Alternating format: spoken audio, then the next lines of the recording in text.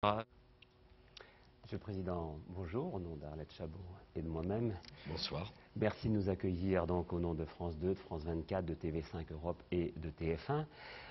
Il y a eu beaucoup d'annonces ces derniers jours, de nombreux chantiers ouverts, parfois de quoi donner un peu le tournis aux syndicats et aux formations politiques. Mais j'imagine que les Français ont surtout envie d'entendre des choses extrêmement concrètes de leur part et nous allons essayer avec Arlette de relayer leurs questions. Alors tout d'abord sur les régimes spéciaux que vous avez abordés hier, ces régimes spéciaux de retraite. D'abord, quel calendrier vous donnez? Et puis, est-ce que vous allez tenir compte de la spécificité et de la pénibilité de certains de ces régimes? Écoutez, moi j'ai été élu par les Français pour trouver des solutions aux problèmes de la France. On ne m'a pas élu pour commenter les problèmes de la France. On m'a élu pour trouver des solutions à des problèmes qui sont pendants depuis des années. Et parmi ces problèmes, il y a la question du financement de nos régimes de retraite. Les Français veulent être assurés que leurs retraites seront financées, qu'ils pourront partir à la retraite. Alors il y a des décisions qui n'ont pas été prises toutes ces années passées, mais il faut les prendre. Tranquillement, simplement, c'est le cas de ce qu'on appelle les régimes spéciaux. Les cheminots, les agents de la RATP, les gaziers, les électriciens. Je veux dire deux choses aux Français. D'abord, il ne faut pas stigmatiser ces catégories de Français. Ils ne sont pas coupables. Il y avait une raison quand même pour laquelle il y Non mais avait un régime spécial. d'abord il y a la pénibilité de leur travail. Ensuite, il y a l'histoire des luttes sociales dans notre pays, ça compte. Et lorsqu'ils ont été embauchés à la RATP, EDF, à Gaz de France, à la SNCF, ils ont trouvé un régime. Il s'agit d'un statut. Il ne s'agit donc pas de les accuser de quoi que ce soit. C'est pas des privilégiés, comme disent certains. Ah, pour moi, non. On n'est pas privilégié parce que c'est des petits salaires et ce sont des boulots qui sont difficiles. Et je veux d'ailleurs dire une chose, c'est que je n'ai pas oublié l'attitude de ces fonctionnaires. Lors de la tempête de 1999, on était bien content de les trouver, les électriciens, lorsque tout s'était effondré. Et je n'ai pas oublié le courage des agents de la RATP lorsqu'il y a eu les émeutes de 2005 et qu'il fallait, pour aller chercher les gens au domicile pour aller à leur travail, conduire les bus dans des quartiers où il y avait des émeutiers. Donc, ce sont des femmes et des hommes que je respecte, qui ne doivent pas être accusés parce qu'ils ont hérité d'un système ou d'un statut, mais il se trouve qu'il y a un problème majeur dans notre pays, c'est que tous les salariés du privé doivent cotiser 40 années pour avoir leur retraite, depuis 1994, M. Balladur. Tous les salariés du public doivent cotiser 40 ans pour avoir leur retraite. C'est la réforme qu'a engagée Jean-Pierre Raffarin avec François Fillon. Et les seuls sur lesquels il n'y avait pas eu cet effort de fait, ce sont les régimes spéciaux. Ils sont à 37,5 à peu près. Qui sont à 37,5, et je propose de les aligner sur le régime général de la fonction publique. Et chacun doit comprendre qu'il n'y a aucune raison qu'un métallo, qu'un ouvrier du textile ou qu'un salarié du privé cotise 40 années, quand les autres cotisent 37 années et en demie. combien de temps l'étalement? Alors, ça c'est, on va en négocier de ça. Donc ça c'est le principe, et je le dis, je ne céderai pas sur ce principe, parce que c'est un principe d'équité. On ne peut pas dire à des millions de Français, vous devez cotiser 40 ans, et à quelques millions d'autres, vous devez cotiser 37 années et demie, même si on doit tenir compte de la pénibilité. Alors, même s'il y a du monde dans la rue, même s'il y a des grèves? non mais qu'il y ait des grèves, c'est un droit constitutionnel. On ne peut pas empêcher les gens de faire grève. Mais moi, je veux essayer de faire des choses de la façon la plus juste. Je leur dis donc à ces catégories de Français, premièrement, votre statut particulier, vous le conserverez. Deuxièmement, le gouvernement est prêt à discuter assez largement du temps qu'il faut pour arriver aux 40 années. Par exemple, pour le régime général de la fonction publique, il avait été indiqué qu'il fallait 5 ans. On peut en discuter de tout cela. Sur quoi on ne peut pas transiger, c'est le principe d'égalité, d'équité. Tout le monde doit cotiser 40 ans. Voilà. Alors je le dis très simplement, très calmement. Je le dis en ayant parfaitement conscience de l'effort qu'on leur demande, de la difficulté que ça représente. Je pense d'abord, si c'était facile, les autres gouvernements l'auraient fait. S'ils ne l'ont pas fait, c'était compliqué. Ça s'est mal passé une fois en 95, je veux dire, il y a une tentative, ça s'est mal passé. Est-ce que vous pensez que cette fois, les esprits sont davantage ouverts, prêts à accepter, que ce soit d'ailleurs l'opinion publique, qui semble assez prête selon les enquêtes d'opinion, voire ceux qui bénéficient de ce régime. Oui, mais Ils ont moi je ne évolué. veux pas monter une partie de l'opinion contre eux, parce que ça serait injuste. Je dis aux cheminots, aux agents de la RATP, aux gaziers, aux électriciens et à tous les autres que je fais confiance à leur honnêteté. On leur garantit le respect de leur statut particulier. Mais ils doivent comprendre qu'il ne peut pas y avoir pour les Français deux catégories de Français, ceux qui cotisent 40 années et ceux qui cotisent 37 années et demie. Voilà, la négociation s'ouvre. Elle va s'ouvrir au niveau confédéral. Xavier Bertrand, avec la coordination naturellement du Premier ministre François Fillon, engage les discussions, a déjà commencé, et je souhaite que très rapidement ça parte entreprise par entreprise pour tenir compte de la spécificité des statuts et de la pénibilité des métiers. Et pour la Fin de grève, négociation à la fin de l'année. Bien sûr, à la fin de l'année. Mais écoutez, Arlette Chabot, ça fait 20 ans qu'on parle de tout ça. Ça fait 20 ans que tous les gouvernements regardent ce problème et le laissent de côté tranquillement. Bon, les Français m'ont élu pour trouver des solutions, je trouverai des solutions. J'ajoute que parce qu'on aura fait cela, on pourra, dès 2008, poser la question difficile de l'amélioration des petites retraites. Il y a quand même 3 millions de retraités qui sont en dessous du minimum vieillesse, ce n'est pas admissible. Et la question encore plus difficile des pensions de réversion, c'est-à-dire des veuves, qui se retrouvent avec 52% d'une petite retraite, ça ne fait pas grand-chose. Donc j'essaie de conduire une politique juste. Et je pense que ce que j'ai proposé aux organisations syndicales, c'est juste. et ils trouvent que le calendrier sera difficile à tenir. Pour eux, ça leur paraissait même impossible. ont-ils dit Écoute, hier. impossible. S'il s'agit de mettre quelques semaines de plus, mais bien sûr qu'on les mettra. Mais il y a quelque chose qu'il faut bien qu'on comprenne. Je ne transigerai pas sur l'affaire des 37 années et demie de cotisation qui doit passer à 40. Nous négocierons tant qu'il le faut sur le temps pour y arriver, sur les statuts particuliers, sur la pénibilité. Je n'accepterai pas qu'on désigne une catégorie de fonctionnaires comme étant coupables. Ils sont coupables de rien.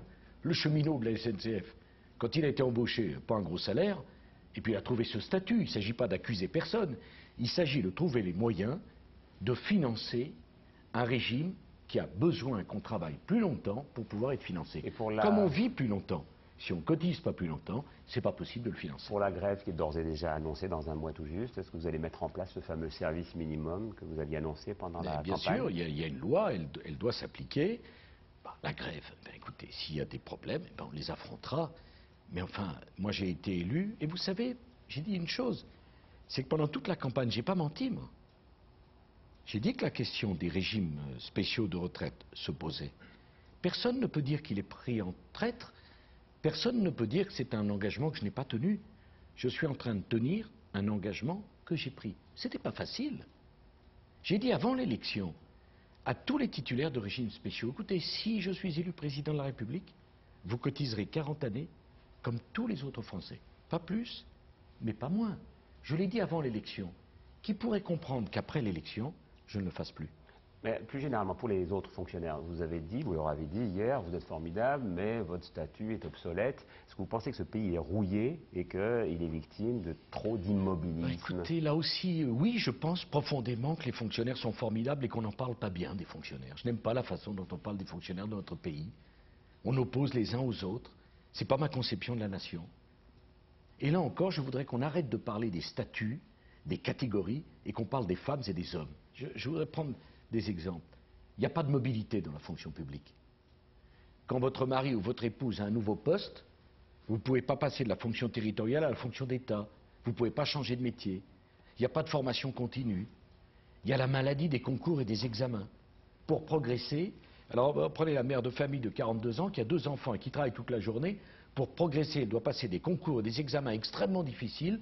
Moi je dis le mérite, la valorisation de l'expérience, ça compte. On va leur donner un coup de main. Mais le On salaire va au mérite- améliorer la qualité du travail. Salaire au mérite, par exemple, il y en a dit, un prof, comment on évalue le mérite d'un prof? Ah bon, par bah, exemple. écoutez, dans Non, tous je les pose une Français question. savent bien que dans les écoles, il y a la maîtresse ou le professeur que tout le monde réclame parce qu'il est celui dont on sait parfaitement qu'il donne encore plus aux enfants. Moi, je ne dis pas qu'il faut enlever à qui que ce soit qui fait juste son travail, mais il n'est pas anormal qu'on reconnaisse la performance dans le secteur public comme dans les autres. Je voudrais qu'on arrête un enseignant qui veut aller emmener sa classe au théâtre, faire une sortie, montrer la nature à ses élèves, c'est une débauche d'énergie considérable pour prendre une initiative. Moi, je veux qu'il soit valorisé. Je souhaite que dans chaque établissement, on donne un minimum d'autonomie, que les enseignants ne soient plus notés sur leur capacité à appliquer la dernière circulaire du dernier ministre, mais sur leur capacité... Ah oui, c'est certainement moins de circulaires, sur leur capacité à apprendre à lire, écrire, compter à nos enfants. Je veux poser la question de la qualité du travail des fonctionnaires, y compris de leur rémunération. Regardez les heures supplémentaires. Mais quelque chose que j'ai appris, c'est extraordinaire. Savez-vous que dans la fonction publique, les heures supplémentaires sont moins bien payées que les heures normales? Et qu'il est des secteurs où on n'a même pas le droit de faire des heures supplémentaires. Prenez l'exemple d'une mairie. Après tout, c'est pas absurde que les services publics soient ouverts le samedi quand les gens sont disponibles pour aller dans les services publics. Eh bien, je souhaite qu'un fonctionnaire qui fasse des heures supplémentaires soit payé sur ces heures supplémentaires. Regardez à l'hôpital, c'est inadmissible ce qui s'est passé. Des dizaines de milliers d'heures supplémentaires qui ne sont pas payées aux infirmières, aux agents hospitaliers. Il faut régler ce problème. Alors comment on va le régler? Soit en permettant de transformer du temps libre que les gens ne peuvent pas prendre en pouvoir d'achat, soit en permettant de transformer ce temps libre en années de cotisation retraite. Mais je veux que tous ceux qui ont travaillé plus aient une rémunération de ce travail supplémentaire. Une question sur le pécule, parce que vous avez proposé un petit pécule pour des fonctionnaires qui auraient envie de partir, changer, peut-être d'aller dans le privé. Mais certains ont vécu ça assez mal, quoi. Ah bon, pourquoi? Je ne sais pas, quelqu'un qui est fonctionnaire depuis 20 ans, puis qui souhaite avoir une autre activité, pourquoi on ne lui permettrait pas de l'avoir? Une seconde vie, un second choix? Au nom de quoi on doit tout figer, tout bloquer, tout statufier? Mais notre société en meurt de tout cela. Il faut augmenter la possibilité de choisir. J'ai dit également aux fonctionnaires de France, moi je m'étais engagé, c'est un engagement que j'ai pris, on ne peut pas continuer à embaucher. Parce que la France vit au-dessus de ses moyens. On a 1200 milliards de dettes. Les salaires et les retraites, c'est 45% du budget de la France. Si on remplace tout le monde qui part à la retraite, on ne pourra pas réduire les déficits. Et nous avons proposé avec le Premier ministre que la moitié des économies réalisées en gains de productivité, on leur redonnerait en pouvoir d'achat aux fonctionnaires. Moins de fonctionnaires, mieux payés. C'est ça une fonction publique moderne. Si nous ne remplaçons pas pendant 5 ans un fonctionnaire sur 2 qui part à la retraite, on reviendra au niveau de la fonction publique de 1992. M. Mitterrand était président de la République.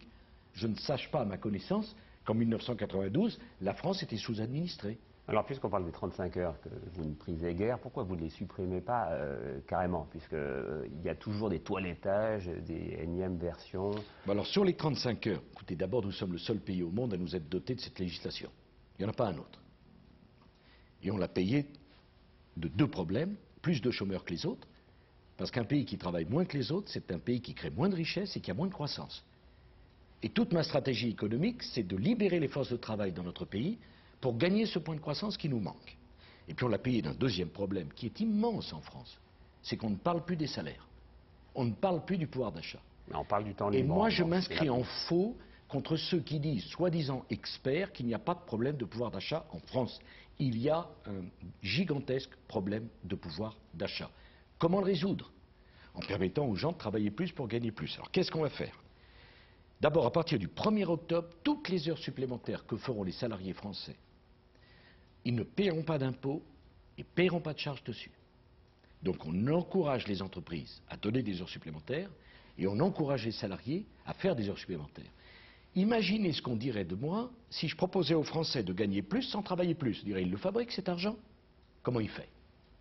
Deuxième élément, je veux faciliter la possibilité pour les salariés de choisir entre du temps libre ou du pouvoir d'achat. Il y a des tas de salariés qui ont des problèmes de pouvoir d'achat et qui veulent pouvoir transformer les jours de congé accumulés parce qu'ils ont fait des heures supplémentaires en pouvoir d'achat, en salaire, en rémunération. On va les autoriser. Et enfin, je voudrais que les heures choisies, ça soit la liberté du salarié. Savez-vous qu'un salarié français n'a pas le droit de faire des heures supplémentaires dans son entreprise s'il n'y a pas eu un accord pour la branche? C'est hallucinant. Il faut laisser un accord d'entreprise, il faut laisser les gens discuter, les syndicats discuter, entreprise par entreprise. Mais pourquoi empêcher? Mais enfin, c'est quand même une idée très curieuse que celle qui consiste à vouloir empêcher absolument les gens de travailler plus pour gagner davantage. Mais comment vous allez aussi pousser les entreprises quand même à augmenter les salaires? Vous aviez lancé un petit appel aux chefs d'entreprise lorsque vous étiez allé au MEDEF en disant il faut négocier et augmenter les salaires. Madame Chabot, moi je suis chef de l'État. Je dois être juste. Et je veux dire aux chefs d'entreprise que je n'accepte pas la situation selon laquelle, une fois par an, les conseils d'administration se réunissent pour débattre de la rémunération, comprenez l'augmentation de la rémunération du chef d'entreprise, et que dans la même entreprise, après avoir augmenté le dirigeant, on explique pour les salariés qu'il n'y a plus de pouvoir d'achat et qu'on ne peut pas les augmenter. La loi prévoit des négociations salariales. Donc je dis les choses extrêmement clairement. Dans les entreprises où il n'y aura pas de négociation salariale et où on laissera le salaire minimum en dessous du SMIC, les minima de branche en dessous du SMIC, on posera la question des allègements de charges. Les allègements de charges, on ne les donnera pas lorsqu'il n'y aura pas de discussion salariale dans l'entreprise. Alors, vous nous dites plus de pouvoir d'achat et au fond, il n'est pas pour. Mais en même temps, d'une autre main, vous préparez déjà... Il n'est pas pour, je vois le débat, beaucoup de gens qui disent mais c'est la compétitivité des entreprises qui compte, comme si le fait qu'un salarié qui va au travail en disant qu'il est exploité, c'est pas un problème pour la compétitivité de l'entreprise. Ouais. Une entreprise, c'est le dirigeant et c'est le dernier des salariés. C'est une communauté de femmes et d'hommes. Et la question du pouvoir d'achat, elle se pose. Je vais d'ailleurs aller beaucoup plus loin, en réformant complètement cette loi si compliquée qu'on appelle la loi Galland, qui interdit, tenez-vous bien, aux distributeurs, aux grandes surfaces, de redonner aux consommateurs les ristournes qu'ils obtiennent des fournisseurs. Oui, alors personne n'y comprend rien, c'est extrêmement compliqué, mais les grandes surfaces discutent. Quoi, voilà. Les grandes surfaces discutent avec les fournisseurs, obtiennent des ristournes, et ces ristournes, on ne les retrouve pas chez le consommateur, qui voit bien que depuis l'euro, les prix ont augmenté. Je souhaite que les prix baissent. Et donc on va libérer les possibilités de négociation entre fournisseurs et distributeurs de grandes surfaces. Je dis tout de suite d'ailleurs que pour les prix agricoles, je ferai une exception, parce que je considère que les prix en matière agricole et alimentaire ne se fabriquent pas de la même façon que pour les grandes marques que je ne citerai pas parce que je n'ai pas le droit de faire de la publicité. Alors, dans le même temps, vous avez quand même prévu la franchise médicale, ce qui est un problème aussi pour le pouvoir d'achat des gens. Et ça veut dire aussi que ça va les pousser à avoir des assurances privées et peut-être à aller vers une médecine à deux vitesses. Bon, c'est une affaire compliquée, il faut essayer d'en parler simplement. Nous avons un gigantesque défi devant nous, celui de la maladie d'Alzheimer. Près de 900 000 Français qui ont cette maladie, qui est un drame absolu. Nous avons le cancer, qui est la première cause de mortalité, qui brise et qui cause des tragédies dans toutes les familles. Nous avons moitié moins de lits de soins palliatifs, vous savez, pour malheureux malades condamnés, pour les accompagner dignement vers la mort. Il faut de l'argent supplémentaire. Où est-ce que je vais le trouver ? De tous les côtés, on me dit plus pour la recherche Alzheimer, plus pour la recherche sur le cancer, plus pour les soins palliatifs. Où est-ce qu'on les trouve? Et la dépendance? Alors, la dépendance, pareil. On vit plus longtemps. Où est-ce qu'on les trouve? À ceux qui me disent que la franchise, c'est pas gentil, peut-être, mais où est-ce qu'on trouve l'argent? Je ne le fabrique pas. Je veux dire la vérité aux Français. Si on veut dépenser davantage pour notre santé, il faut être capable d'avoir la contrepartie et les recettes pour ça. Dans le même temps, j'ai demandé au Premier ministre d'engager une politique déterminée qu'on n'a jamais vue en France, de lutte systématique contre la fraude. C'est un enjeu, la fraude sociale et la fraude fiscale, d'environ 30 milliards par an. C'est un enjeu stratégique. Et je proposerai notamment deux choses. C'est que les fraudeurs aux allocations sociales voient leur possibilité d'avoir ces allocations supprimées pendant une année. Et les entreprises fraudeuses auraient des amendes planchées. Il faut qu'on sorte de cette situation invraisemblable où nous sommes un pays qui a la solidarité généreuse, mais qui n'est pas assez ferme contre la fraude. C'est l'argent du contribuable. Vous nous parlez de la croissance, mais la croissance, ça ne se décrète pas, surtout quand on a un baril à $80, quand on a un euro à $1,40. Bon, même les incantations, même les meilleures intentions ne peuvent pas faire que le point de croissance, on le trouve. Comment vous allez trouver ce fameux point de croissance dont on a besoin? 3%, tout le monde dit, bah, c'est vrai qu'il est volontariste, mais là, il exagère un peu quand même. Bon, bah alors qu'est-ce qu'on propose? De rester les bras croisés? La croissance, il faut aller les chercher. Vous êtes en train de m'expliquer tous les deux que la croissance mondiale, elle est moins grande, qu'il y a eu le problème avec l'immobilier américain, le subprime, etc. Mais donc il faut trouver mieux que nous. Et pourquoi ils marchent plus qu'à 1,8? M. Poivre d'Arvor. Moins de parce qu'ils contraintes. travaillent davantage que nous. Parce qu'ils ont libéré les possibilités de créer, d'innover, de produire de la richesse. Parce que ça fait des années en France qu'on discute savamment de la redistribution et du partage des richesses. Moi, je veux qu'on parle des conditions de la production de richesses. Alors, sur la croissance, 2007, j'y suis quand même pour rien. 2008, on va essayer de la doper. Et 2009, ce sera la mienne. Et elle sera à combien? Eh bien, écoutez, En 2009. il faut que nous ayons une croissance entre 2,5 et 3% pour arriver au plein emploi. Je me suis engagé sur ces objectifs. Je veux aller chercher cette croissance. Et la seule façon d'aller chercher cette croissance, c'est ce qu'est en train de faire le gouvernement de M. Fillon, c'est-à-dire de faire les réformes que les autres ont fait avant nous pour libérer les énergies du pays et avoir le plein emploi. Donc ça veut dire qu'il faut quand même attendre 2 ans pour avoir les résultats de la politique que vous commencez, que vous initiez aujourd'hui, ce qui n'est pas anormal. Ça va commencer à nous coûter cher et ça veut dire que pour les déficits, eh ben, on ne sera pas dans les clous espérés 2010, plutôt 2012, ce qui ne va pas faire plaisir à nos amis européens. Permettez-moi de vous dire, Mme Chabot, que ce n'est pas exact. Vous venez de m'interroger sur la franchise, ce sont des recettes. Ouais. Vous m'avez interrogé sur les diminutions d'effectifs dans la fonction publique, ce sont des recettes. Les réformes que nous mettons en cause, ce sont des recettes. Je ne crois pas à la politique d'austérité. Pendant des années, on l'a expérimenté en France. Avec l'austérité, vous avez moins de dépenses et moins de recettes. Je crois à une politique fondée sur l'effort, sur la libération des possibilités de travail pour nos compatriotes. Pourquoi je demande qu'on puisse, si on le veut, travailler le dimanche? Parce que c'est des journées de travail, c'est des possibilités de vendre plus, c'est des possibilités de créer des richesses. Pourquoi je me bats pour libérer les heures supplémentaires? Parce que tous les pays qui ont le plein emploi et une croissance à 3% sont des pays qui travaillent plus que nous. Moi, je ne veux pas que les Français travaillent plus sans être payés davantage. Mais c'est quand même une drôle d'idée, encore une fois, d'avoir condamné la France à tourner le dos au travail. Mais les Français sont lucides. Ils savent parfaitement bien que quand on travaille moins que les autres, on gagne moins que les autres. Je veux libérer les possibilités de travail dans notre pays. On a vu les effets immédiats, du moins en bourse, de la baisse du taux directeur de la Fed, hein, c'est-à-dire dans la réserve fédérale américaine. Est-ce que vous n'avez pas envie de dire la même chose à M. Trichet? Baisser votre taux au nom de la BCE sans toucher à votre indépendance. D'abord, je crois à l'indépendance de la Banque Centrale Européenne et je l'ai même votée. Ça, tout le monde dit ça, mais en même temps, on a envie non, mais je le dis. pousser, Enfin, oui. c'est extraordinaire. M. Trichet ne peut pas dire qu'il est indépendant et qu'il n'accepte pas qu'on discute de sa politique monétaire. Vous le critiquez quand même, donc c'est... Je ne critique pas M. Trichet, qui est certainement quelqu'un de très respectable. Je dis simplement, regardez ce qui se passe. La Banque fédérale américaine, devant la situation que nous avons de l'économie, baisse ses taux. La Banque centrale européenne ne les baisse pas. Quand la Banque centrale américaine baisse ses taux, tout repart. Quand nous ne baissons pas les nôtres, on s'enfonce. Il y a quand même un petit problème. J'ajoute que quand l'euro s'apprécie de 10 centimes, Airbus perd 1 milliard. Nous avons un euro qui vaut pratiquement 1,40 pour un dollar.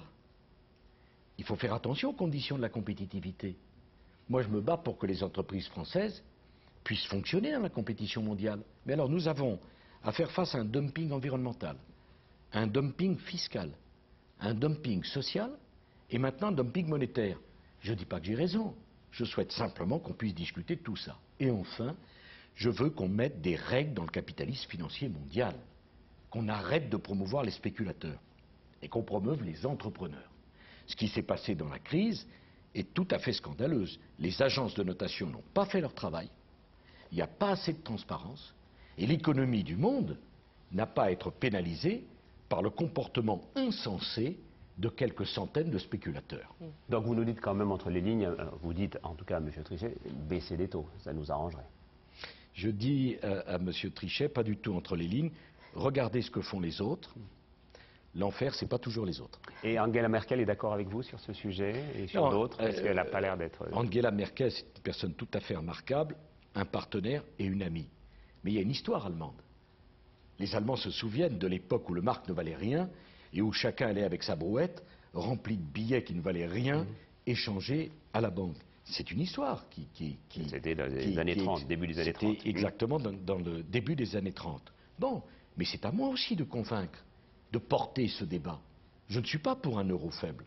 Je dis simplement que nous ne pouvons pas être la seule région du monde qui n'utilise pas sa monnaie au service de la croissance et de l'emploi et qui n'a comme seule préoccupation qu'il n'y ait pas d'inflation, ce qui est très louable, Mais je pense que dans la compétition mondiale, le risque d'inflation est beaucoup plus faible que celui d'une croissance atone et celui d'un chômage trop élevé. Mais en Europe, on a l'impression quand même que de temps en temps, allez, on dit, hein, vous agacez un peu vos partenaires. Quoi, voilà. On parle d'arrogance même parfois. Voilà, on va dire, tiens, on retrouve l'arrogance française. C'est une autre version, elle est plus moderne peut-être, exprimée par Nicolas Sarkozy. On a l'impression que vous bousculez un peu Madame Merkel. Quand vous dites qu'elle vient d'Europe de l'Est, enfin de l'Allemagne de l'Est, on dit c'est pas super sympa peut-être de le dire comme ça. Quand vous avez l'air de vous indigner ou de vous inquiéter de ce que disent les ministres des Finances de l'euro parce qu'ils trouvent que ça n'allait pas assez vite sur les réformes. Donc, Madame Chabot. il y a de l'arrogance française ou il y a de l'impatience de Nicolas Sarkozy? Ni l'un ni l'autre. Madame Chabot, la France est pays fondateur de l'Europe et on s'est retrouvé avec un référendum où les Français ont voté à 55% non à l'Europe. Vous croyez que j'ai reçu le mandat de continuer à construire une Europe qui éloigne chaque année un peu plus des millions de Français de l'Europe? Vous pensez que c'est ça? Je devais faire comme avant. Comme avant. C'est-à-dire qu'on a voté non à la Constitution de Valéry Giscard d'Estaing à 55% et je dois continuer comme avant. La langue de bois absolue. Ne rien dire, attendre. La France est de retour, pourquoi? J'ai pris mes responsabilités, notamment sur la Constitution et sur le traité simplifié. Le traité simplifié, nous l'avons adopté à 27 partenaires. C'est la France qui a poussé cela, avec d'ailleurs le travail remarquable d'Angela Merkel. Mais je veux me réserver le droit, au nom des Français, de poser des vrais problèmes en Europe. Enfin, quand même, l'Europe n'a pas été une passoire. Moi, c'est très bien qu'on commerce avec la Chine, mais je veux la fin de la naïveté. Pourquoi ferions-nous venir des produits chinois qui ne respectent aucune des règles de contrainte environnementale que par ailleurs nous imposons à nos entrepreneurs? L'Europe ne doit pas être protectionniste, mais l'Europe est faite pour se protéger. Je me suis battu sur la préférence communautaire parce que je crois que c'est nécessaire pour défendre notamment nos agriculteurs. Pourquoi importer en Europe des produits qui ne respectent aucune des règles de traçabilité que par ailleurs nous imposons à nos éleveurs et à nos agriculteurs? Mais c'est mon devoir de le faire. Et j'ai le sentiment, au contraire, que ce discours, loin d'agacer, comme vous le dites, est très entendu en Europe. Je souhaite une politique de l'énergie, je souhaite une politique de l'immigration, je souhaite une politique de défense commune. Là aussi, on regarde les déficits de la France, mais enfin la France, c'est le pays qui, avec l'Angleterre, paye le plus pour la défense de l'Europe.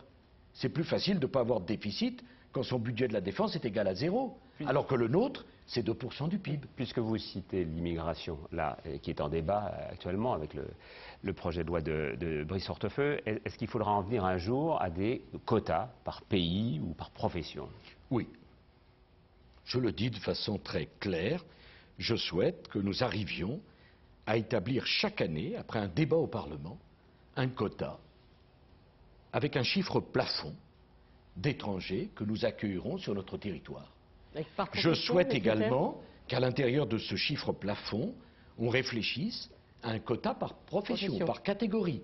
Enfin, écoutez, c'est extraordinaire. Savez-vous que seuls 7% de l'immigration d'aujourd'hui est une immigration du travail? Comment s'intégrer en France si on n'a pas de travail? Je souhaite porter le chiffre de l'immigration du travail au moins à 1 sur 2. Et puis naturellement un quota par région du monde. Tous les pays développés le font. Tous les pays démocratiques le font. Alors en France, dès qu'on prononce le mot immigration, immédiatement on vous accuse. Mais c'est invraisemblable. La politique d'immigration d'un pays, c'est ce que va devenir ce pays à 30 ans ou à 40 ans. On peut vouloir dire, ben voilà, nous voulons accueillir sur notre territoire des femmes et des hommes qui s'intégreront. Je considère comme tout à fait normal que le fait qu'on connaisse le français avant de venir en France.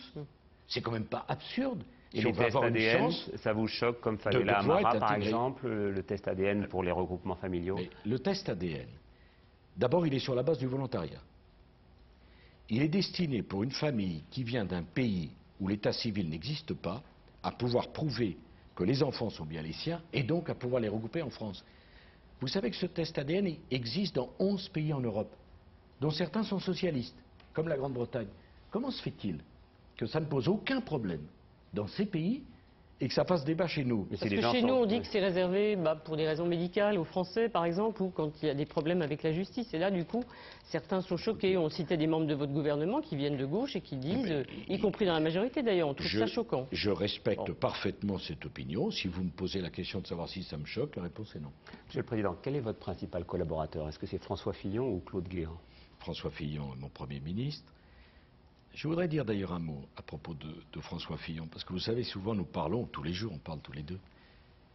Et on est toujours très interloqués par les commentaires des uns et des autres. François et moi, nous avons fait campagne ensemble. S'il y a une personne qui connaît le projet qui est le mien, c'est François Fillon, puisque nous l'avons écrit ensemble. Nous avons fait campagne ensemble. Et j'avais très précisément et depuis longtemps l'idée dans la tête de nommer François Fillon comme Premier ministre. Il fait d'ailleurs son travail de façon parfaitement remarquable. Et je trouve toujours fasciné de la capacité d'imagination sur les commentaires sur notre relation. Lui-même s'est montré un peu agacé du mot collaborateur qu'il a pris pour lui.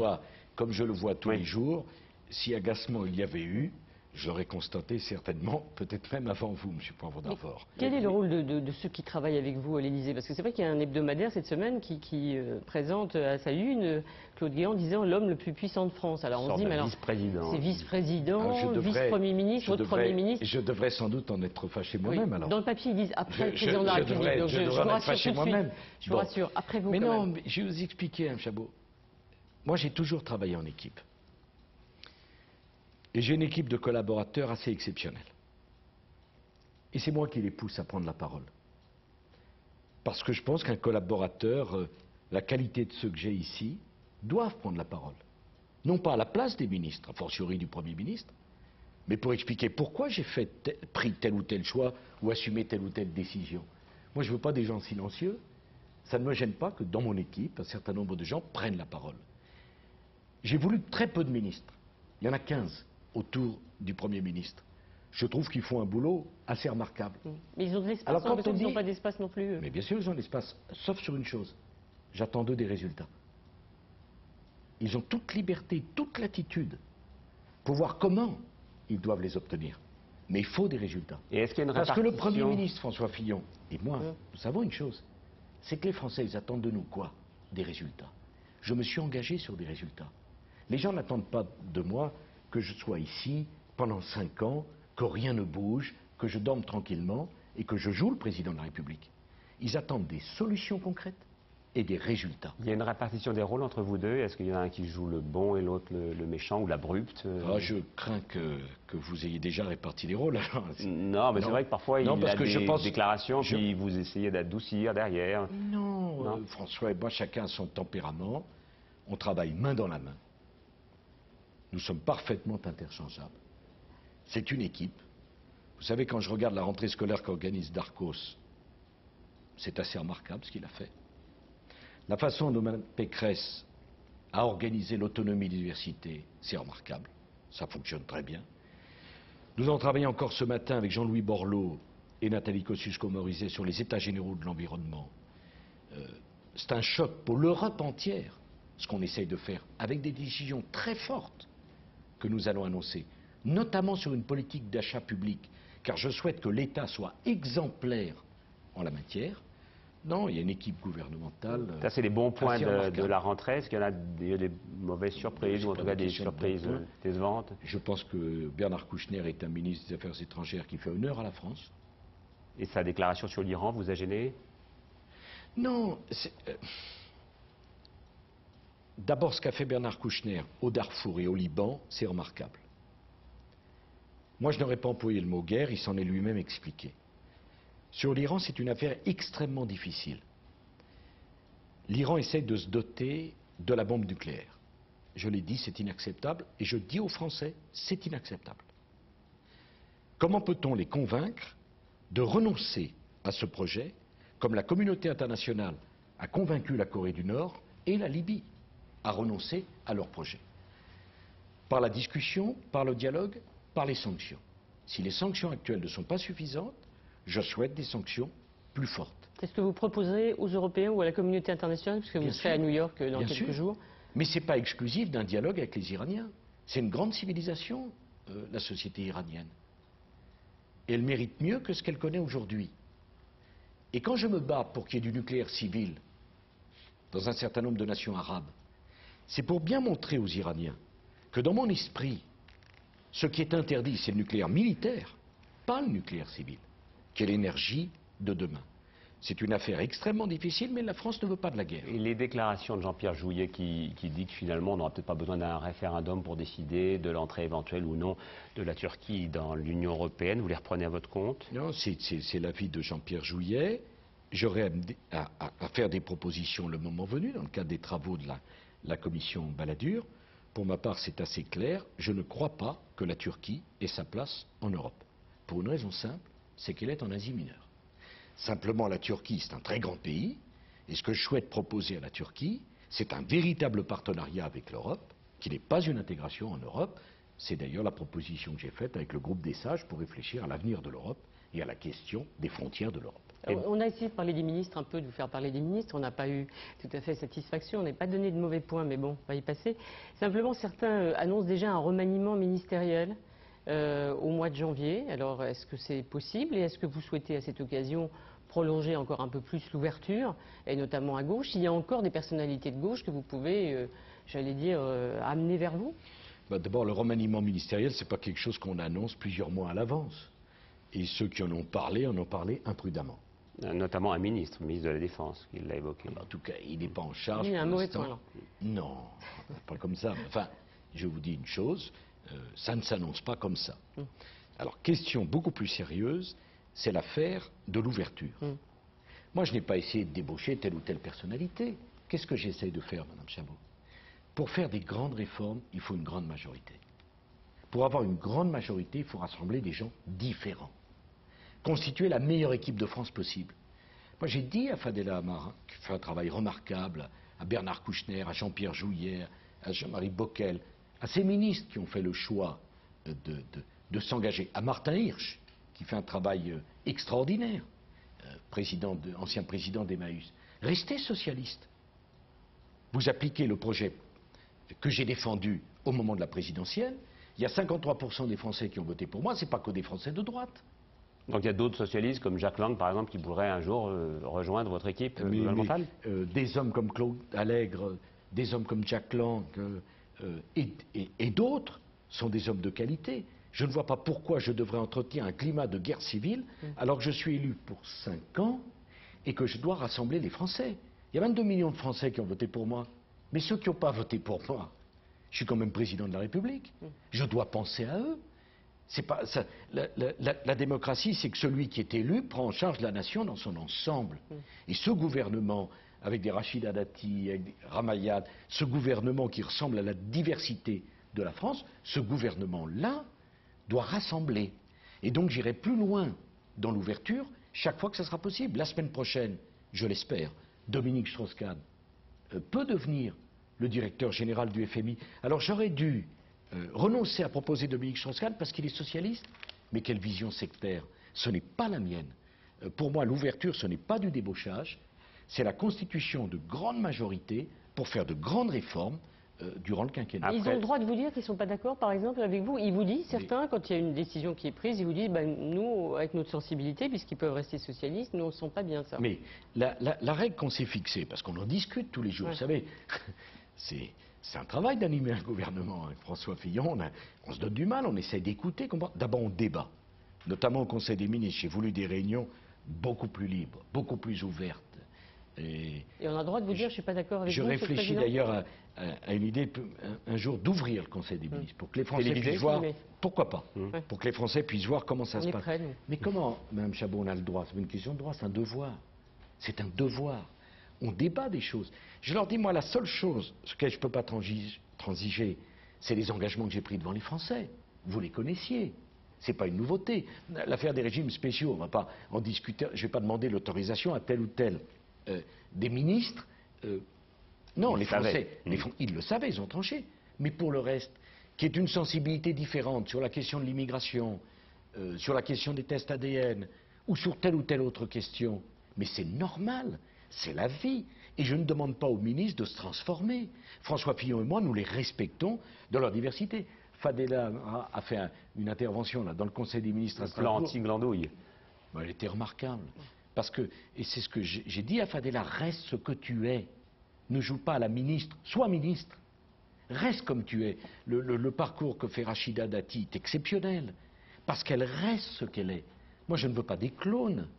Je veux des femmes et des hommes qui s'engagent, qui prennent leurs responsabilités à bras le corps, qui prennent des risques, qui apportent des solutions aux Français.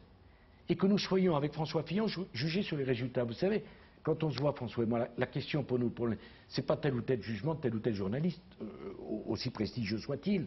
C'est qu'est-ce qu'ils vont penser les Français. À l'arrivée, est-ce qu'on aura menti ou est-ce qu'on aura tenu parole? Et croyez-moi, pour moi, le souci, c'est bien celui-là. Puisqu'on parle de bras-le-corps, Bernard Laporte, quoi qu'il arrive, saura bien secrétaire d'État. Mais attendez, j'y ai réfléchi à cette question. J'ai proposé à Bernard Laporte, mais enfin, quelle idée s'offraient les Français? Alors voilà, si on gagne un match, on est le plus intelligent. Si on est une paire, on n'est plus rien. J'ai connu, monsieur Poivre d'Arvor, l'échec, moi. J'ai connu souvent l'échec. Et chaque fois, j'ai dû me relever et remonter les barreaux de l'échelle. Et moi, je ne condamne pas les gens parce qu'ils ont un échec, parce que je sais parfaitement que l'échec, ça fait partie de la vie. Donc si j'ai proposé cette responsabilité à Bernard Laporte, parce que j'avais confiance dans sa capacité. Alors, bon, la Namibie, c'est bien passé. Demain soir, vous serez à Francierland. Ah ben bien sûr, naturellement, j'y serai. Comme tout le pays, on sera derrière l'équipe de France, qu'ils se battent de toutes leurs forces, qu'ils fassent éclater leur talent, qu'ils soient heureux sur le terrain. Et puis après, c'est le sport, c'est la vie. On ne gagne pas tous les jours. Et d'ailleurs, moi, c'est les valeurs dont je veux porter. Je veux dire aux Français, j'ai voulu proposer une nouvelle renaissance. Qu'est-ce que c'est que la renaissance? C'est une société où tout devient possible. Alors qu'on en a assez de cette société où tout est contraint, tout est figé, tout est rigidifié. Eh bien, ce qui est possible, c'est de réussir puis d'échouer. Et quand vous avez échoué, on vous donne une deuxième chance. Je ne veux laisser personne sur le bord de la route. Quand je demande qu'on sanctionne un chômeur qui refuserait 2 offres raisonnables d'emploi, c'est pas pour faire le moraliste, c'est parce que je pense qu'on ne peut pas vivre dans l'assistanat. Et je pense que la générosité des Français qui payent des impôts, elle doit être respectée. Quand je propose la fusion du service public de l'emploi, la NPE unique, c'est parce que je veux qu'il y ait un seul interlocuteur pour le chômeur. Ce n'est pas le statut qui m'intéresse, c'est la personne. Parce que chacun mérite d'avoir un emploi. Alors, il y a une affaire qui continue, c'est l'affaire Clearstream. Dominique de Villepin, mis en examen, se présente aujourd'hui un peu comme une victime à son tour. Il dit qu'il y a une chose qu'il trouve absolument pas normale, c'est qu'une partie civile soit aujourd'hui aussi président de la République et avec une possibilité d'intervention sur la justice. Qu'est-ce que vous lui répondez? Écoutez, c'est extraordinaire. J'ai été partie civile 2 ans avant de devenir président de la République. Mon nom a été sali.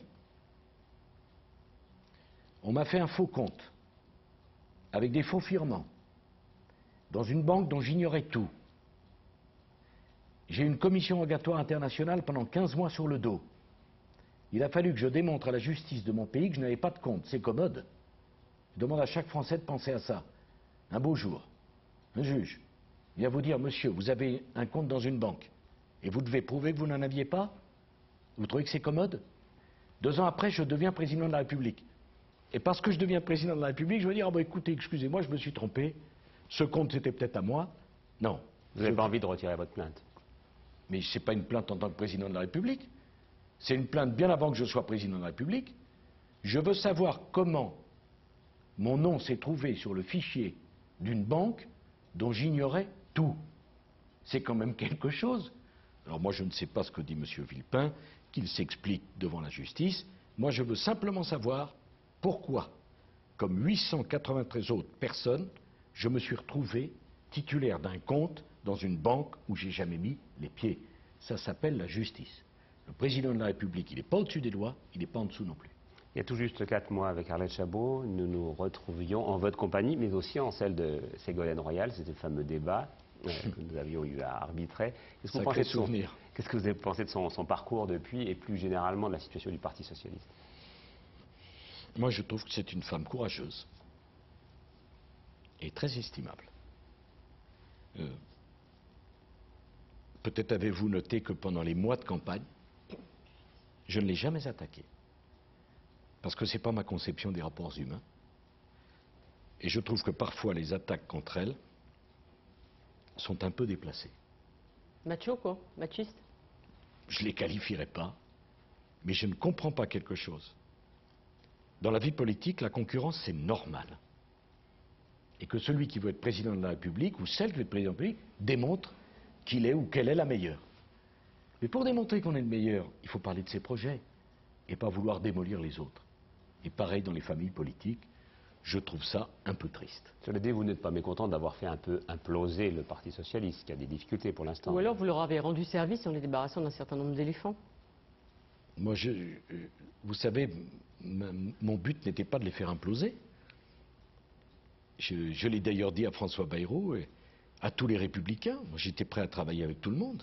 C'était mon devoir. Une fois élu président de la République, vous n'êtes plus l'homme d'un clan.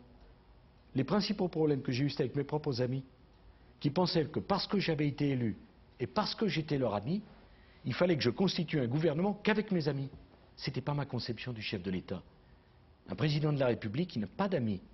Il peut garder ses sentiments pour lui, mais il ne constitue pas un gouvernement sur le seul critère de l'amitié. Parce que ça, c'est une secte, c'est un clan. Je ne veux pas d'État UMP. Je ne veux pas de nomination de complaisance. Je ne veux pas être prisonnier d'un clan. Et voilà pourquoi, d'ailleurs, avec François Fillon, on s'entend si bien. C'est qu'on est exactement sur la même ligne. Je prends mes responsabilités. Vous savez, parfois, je lis que j'en fais trop. Mais qu'est-ce qu'ils veulent, ça? Hyper-président. Oui, parce que je ne sais pas ce que ça veut dire. Et j'étais élu... C'est-à-dire qu'on vous entend partout, on vous voit Ah oui. partout. J'ai été élu pourquoi? Pour faire la tout sieste? le monde, même d'ailleurs. Ah bon? Pour faire la sieste? Je devrais dire, ah bah attention, j'ai le temps. Moi, je ne pense pas ça. Je pense que les Français attendent depuis beaucoup trop longtemps. Et que justement, s'ils m'ont fait confiance, les Français m'ont fait le plus beau cadeau qui soit. Faire confiance. Vous vous rendez compte ce que ça représente? Ils ont voté à 85%. Faire confiance. Donner sa confiance.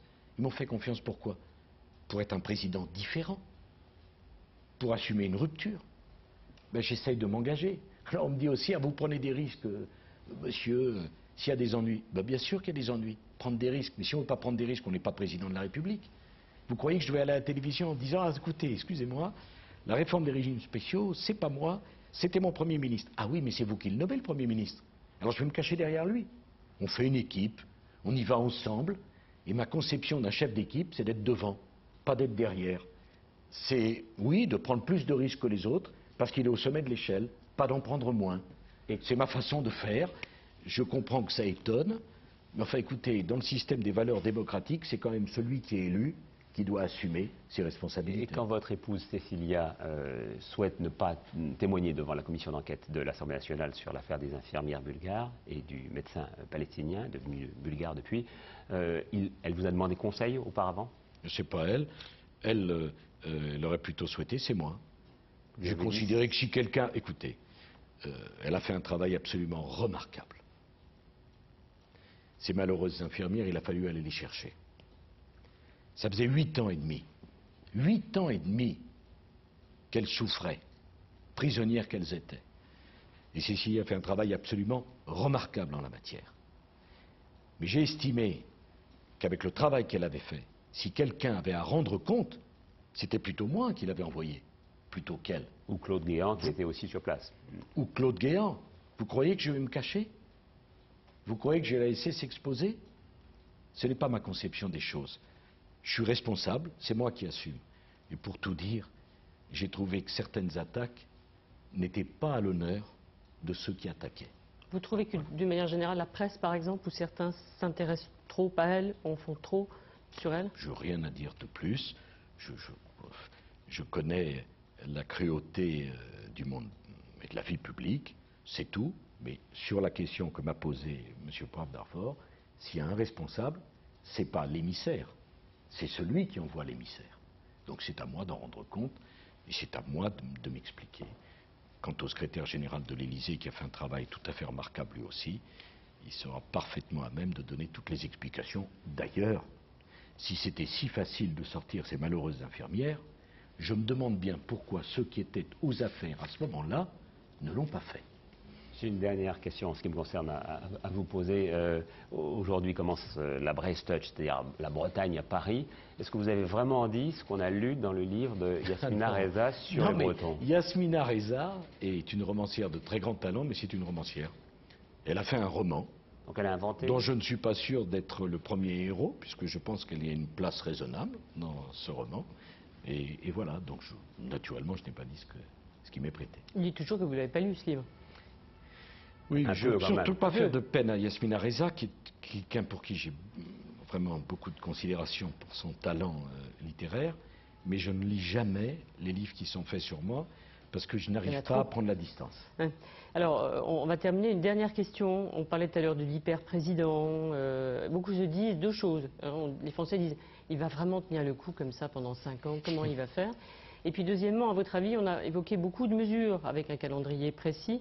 À votre avis, dans combien de temps vraiment les gens pourront se dire, les Français pourront se dire, tiens, on commence à sentir les effets de la présidence de Nicolas Sarkozy? Et pour vous aussi, vous fixez quel délai? Donc vous tenez le coup et dans quel délai on dira, ça a vraiment bougé? Bah, je tiens le coup. C'est pas moi, il faut demander au bon Dieu.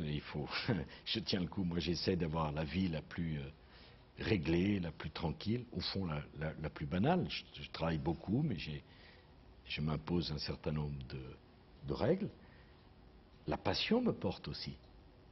C'est un honneur immense. J'ai été élu à ma première candidature. 52 ans. J'ai pas le droit de dire que je suis fatigué. C'est quelque chose qui n'existe pas pour un chef de l'État digne de ce nom. Je dois porter, incarner ce pays. Alors à partir de quand ils verront les Français que ça a changé? Mais moi j'ai l'impression qu'ils pensent que ça a changé. Regardez les peines planchées. On me disait que c'était impossible. Il y a 62 juridictions qui ont prononcé des peines. L'autre jour au tribunal de Nice, un multirécidiviste, 18 fois qu'il attaquait des automobilistes pour voler à l'arraché. 18 fois relâché. Eh bien, depuis les peines planchées, ils ont pris 3 ans de prison ferme. Voilà un résultat. Ça a changé.